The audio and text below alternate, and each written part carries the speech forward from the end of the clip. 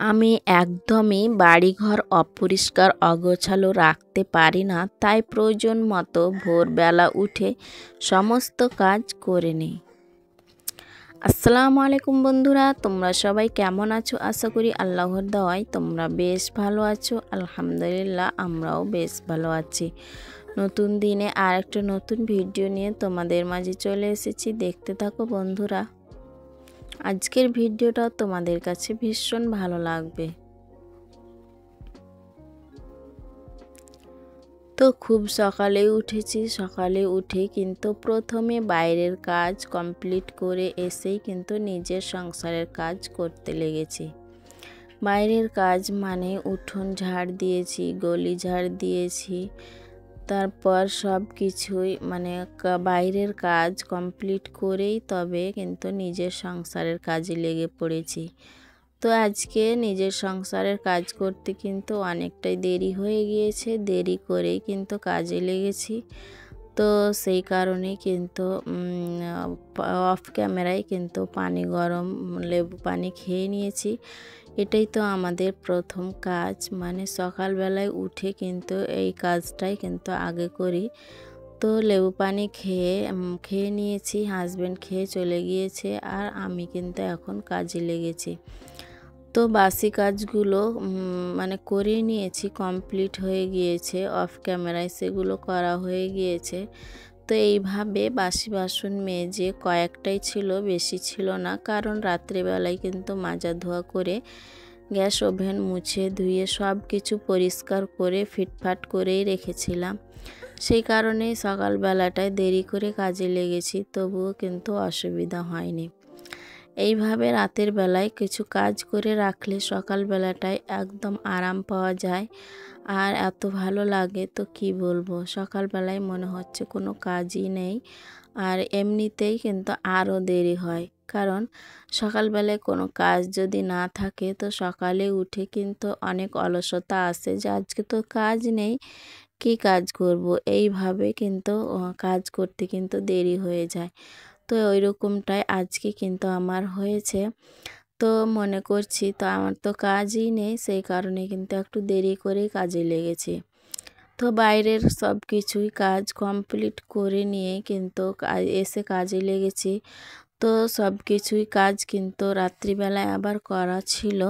তো সেই কারণে কয়েকটাই বাসি বাসনগুলো ছিল, ওই বাসি বাসনগুলোই মাজা ধোয়া করে নিয়ে সব কিছু কমপ্লিট করে রেখেই একদম মানে অনেকক্ষণ রিল্যাক্স থেকে আরাম নিয়েই কিন্তু আমি রান্না বান্না শুরু করেছি।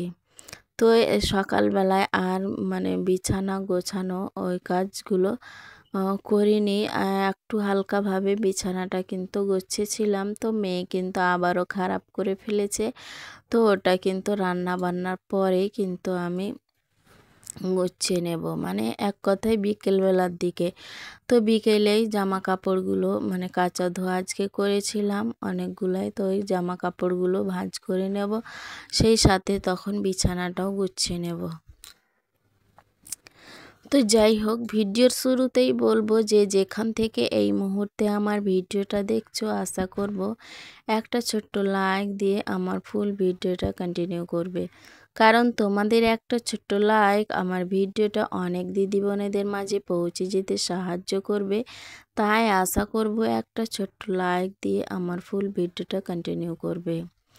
তো আজকে রান্না বান্না ছিল ডাঁটা আর কাঁঠাল বিচি একসাথে রান্না করেছি। এটা হাজব্যান্ডের আবদার, এইভাবে খেতে নাকি ওনার খুব ভালো লাগে, সেই কারণে আজকে কিন্তু রান্নাটা করেই নিলাম। তো যাই হোক, সত্যি বলছি অনেক ভালো লেগেছিল খেতে, আর খুব ভালো লাগছিল। কাঁঠালের বিচির যে কোনো কিছু রান্না করলে কিংবা ভর্তা বানালে ভালো লাগে খেতে। তো আজকে আমি এইভাবে কিন্তু ডাঁটা আর কাঁঠালের বিচি দিয়ে রান্না করে নিলাম। তো অনেক তরকারি রয়েছে, কারণ কালকে তো বিয়ে বাড়িতে খাওয়া দাওয়া হয়েছে, সকাল দুপুর আর রাত্রিবেলায় ভাত মাছ আলু সব কিছু রান্না করেছিলাম, সেগুলো কিন্তু রয়ে গিয়েছে, ওইগুলো কিন্তু ফ্রিজে রয়েছে, সেই কারণে কিন্তু একটাই তরকারি রান্নাও করলাম। তো তো একটাই তরকারি রান্না করে নিলাম, এতেই কিন্তু আমাদের ওই রাতের তরকারি দিয়ে আর এই তরকারি দিয়ে কিন্তু খুব ভালোভাবে হয়ে যাবে।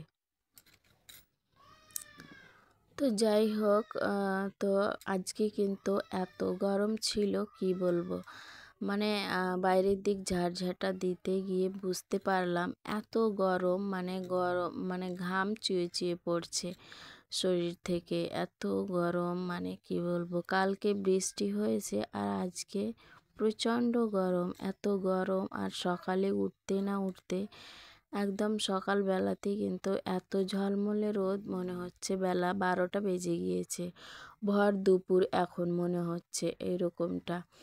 তো এই সব কিছুই রান্নাবান্না ছিল টুকটাক। হাজবেন্ড কালকে মাছ নিয়ে এসেছিলো, মানে মাছ মারতে গিয়েছিল, মাছ মেরে নিয়ে এসেছিলো, বাইম মাছ আর চিংড়ি মাছ, এসব কিছু নদীর মাছ কিন্তু মেরে নিয়ে এসেছিলো। খাওয়া দাওয়া হয়েছে আর এখন মোটামুটি রয়েছে, এগুলো দিয়ে কিন্তু আমাদের খুব সুন্দরভাবে কিন্তু হয়ে যাবে। তো আজকে এই সব কিছুই রান্না বান্না।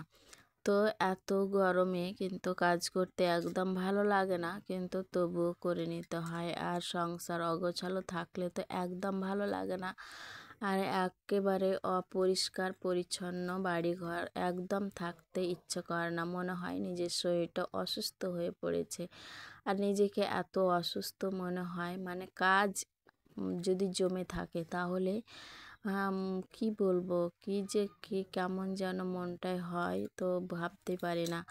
আর আমি কাজ ফেলে কিন্তু শুয়ে থাকতে পারি না, একদম শুয়ে বসে থাকতে পারি না। কাজ ফিটফাট করে গুছিয়ে নিয়ে তারপরে রিল্যাক্সে শুয়ে বসে থাকবো, এটা ভালো। কিন্তু আমি মানে কাজ ফেলে রেখে কিন্তু একদম কোনো কিছুই করতে পারি না। তো যাই হোক, আজকে কিন্তু রান্নাঘরে সব কিছুই করে কমপ্লিট করে নিয়েছি, রান্না বান্না করে সব গোছগাছ করে কিন্তু রেখে চলে এসেছি।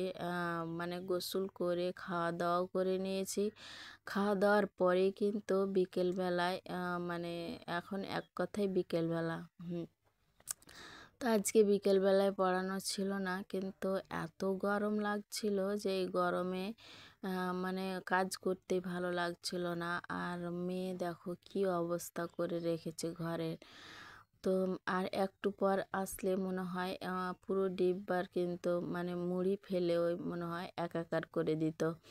তো ভালো যেন আমি ঘরের মধ্যে চলে এসেছি, মানে কাপড় তুলতে গিয়েছিলাম। এই কাপড়গুলো তুলতে গিয়েই কিন্তু আমার মেয়ে কিন্তু ঘরের এই অবস্থা করে রেখেছে।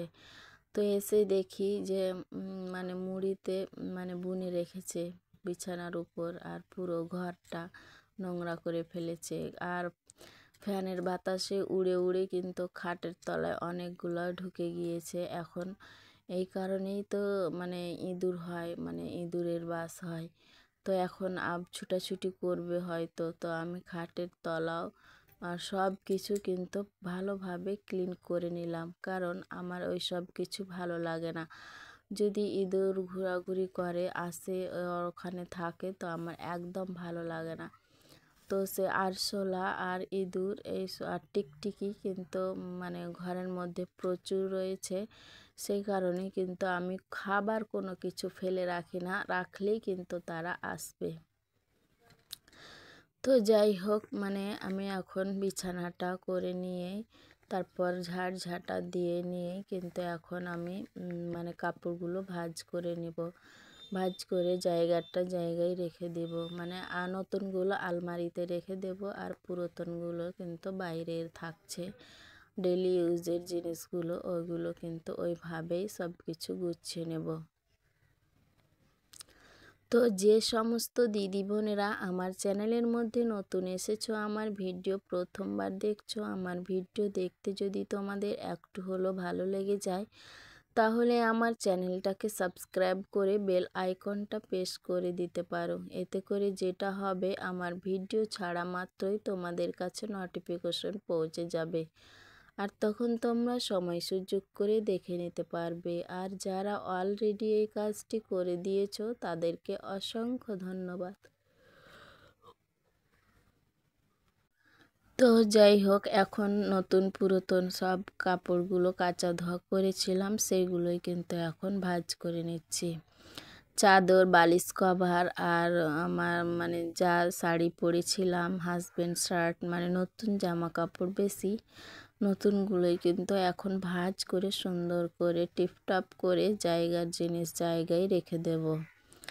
তো যাই হোক, আজকে আমার ভিডিওটা কেমন লাগলো আর কেমন হয়েছে সেটা কমেন্টের মাধ্যমে জানাতে কিন্তু ভুলো না।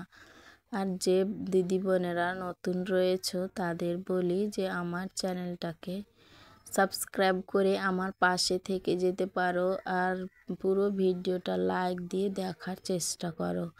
আর পুরো ভিডিওটা দেখলেই একটু হলো না একটু ভালো লেগে যাবে, তখন আমার চ্যানেলটাকে সাবস্ক্রাইব করে বেল আইকনটা প্রেস করে দিতে পারো। তখন আমি ভিডিও ছাড়া মাত্রই তোমার কাছে সবার আগে নোটিফিকেশন চলে যাবে। তখন কিন্তু তুমি সময় সুযোগ করে দেখে নিতে পারবে। তো এখন আমি সব কিছু আলমারিতে গুছিয়ে ফিটফাট করে দিলাম। তো যাই হোক,